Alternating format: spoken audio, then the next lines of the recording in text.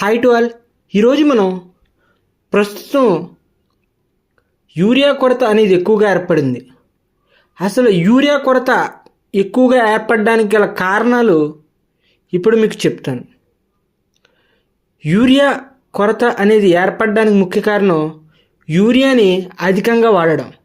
ఈ అధికంగా వాడడం అనేది ఎందుకు ఎక్కువైంది అని అంటే, ఇతర కాంప్లెక్స్ ఎరువులు ఏవైతే ఉన్నాయో, రైతులు వాడేటటువంటి కాంప్లెక్స్ ఎరువులు, అవి విపరీతమైన రేట్లు, దాదాపుగా ప్రతి బస్తా కూడా 1800 నుంచి 2000 రూపాయలు ఉండడం వల్ల యూరియా అనేది ఎక్కువగా వేయడం ఈ రైతులు అలవాటు పడ్డారు. రైతులు ఎక్కువగా కౌలు రైతులు మరియు పెట్టుబడి ఎక్కువ పెట్టలేని రైతులు ఉండడం వల్ల యూరియా అనేది ఎక్కువ వేయడం జరుగుతుంది.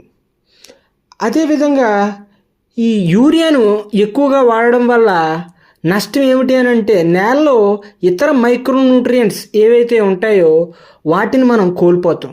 కావున రైతులందరూ కూడా తగు జాగ్రత్తలు తీసుకోవాలి.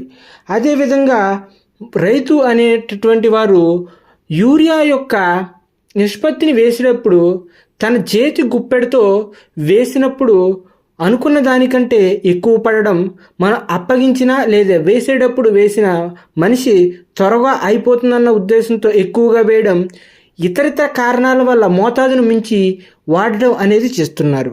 దీనివలన కూడా ఎక్కువ యూరియా వాడకం అనేది ఎక్కువగా జరుగుతుంది.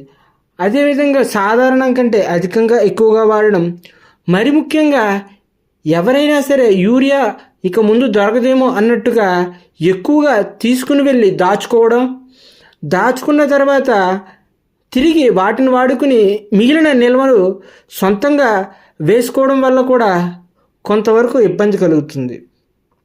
అదేవిధంగా కొన్ని ప్రాంతాల్లో కొరత ఉండి ఇంకొన్ని ప్రాంతాల్లో నిలకడగా ఉంటుంది. అయితే దీనికి చాలా కారణాలు ఉన్నాయి. కొన్ని ప్రాంతాల్లో నిలకడగా ఉండడానికి గల కారణం ఏమిటి అని అంటే, కొన్ని ఊరికి సంబంధించినటువంటి రైతులు అక్కడ దగ్గరలోని పిఎస్ఎస్ అంటే సొసైటీలు లేదా ఎరువుల డీలర్ల దగ్గరికి వెళ్తారు.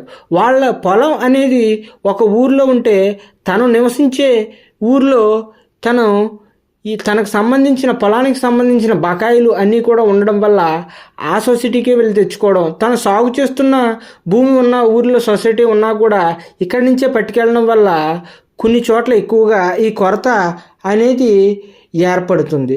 అయితే ఈ యూరియా అనేది కేవలం ప్రస్తుతం 265 రూపాయలకి మనకు లభిస్తుంది అని అంటే, దాని ఖర్చు దాదాపుగా 3000 రూపాయలు ఒక ప్రభుత్వం మీద పడుతుంది.